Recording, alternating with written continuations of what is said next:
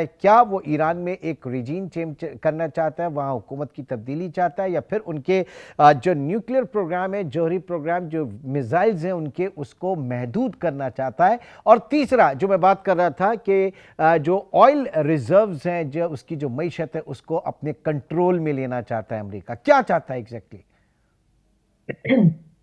امریکہ ایران کو ڈس فنکشنل کرنا چاہتا ہے. اس کے لیے اسے رجیم چینج کرنی پڑے یا وہاں پہ بالکنائزیشن کرنی پڑے یا اس کے اندر کوئی اور کیوس کریٹ کرنا پڑے. وہ اس کو ڈس فنکشنل کرنا چاہتا ہے سیریا کی طرح. یہ 5واں ملک ہے جو کہ ان کے ٹارگٹ پہ ہے اور اس ٹارگٹ کو اچیو کرنے میں وہ آلریڈی لیٹ ہیں. تو یہ بنیادی ان کا مقصد ہے. اس کو حاصل کرنے میں ان کو بہت ٹائم لگ رہا ہے اور وہ کر پاتے ہیں یا نہیں کر پاتے یہ تو وقت بتائے گا. لیکن وہ اس کو ڈس فنکشنل کرنا چاہتا ہے. اور پھر سوال یہ پیدا ہو سکتا ہے کہ ڈس فنکشنل کر کے وہ کیا کرنا چاہتا ہے. تو آپ نے جو اپنے پریمبل میں بتایا وہ تینوں ہی عوامل جو ہیں اس میں کار فرما ہے. اور جب یہ ڈس فنکشنل ہو جائے گا تو آف کورس پھر وہ تینوں مسئلے جو ہیں وہ حل ہو جائیں گے. لیکن اس وقت کی جو حکومت ہے وہ ان تینوں چیزوں میں کوآپریٹ نہیں کر رہی اور پچھلے 40 سال سے نہیں کر رہی. ٹھیک.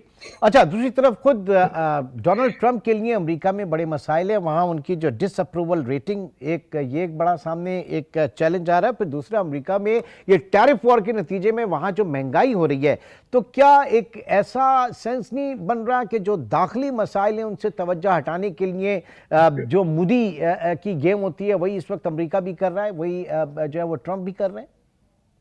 بالکل, یہ آپ صحیح طرف اشارہ کر رہے ہیں. مگر اس کو اگر تھوڑا براڈ کر کے دیکھیں تو بات وہی ہے جو ایک ویسٹرن ایلیٹ جو ہے وہ ہائی جیک ہوئی ہوئی ہے بلیک میلنگ کے انڈر. اور جو ٹینز کی فائل ہیں ان کو اب ہم نظر انداز نہیں کر سکتے. جو نئی چیزیں سامنے آئی ہیں وہاں پہ صرف ہم نیشنل میڈیا پہ شاید وہ ووکیبلری استعمال نہ کر سکے. تو جو پہلے اس کے اندر الزامات تھے اب ان سے چیزیں جو ہیں وہ بہت آگے کی ہیں.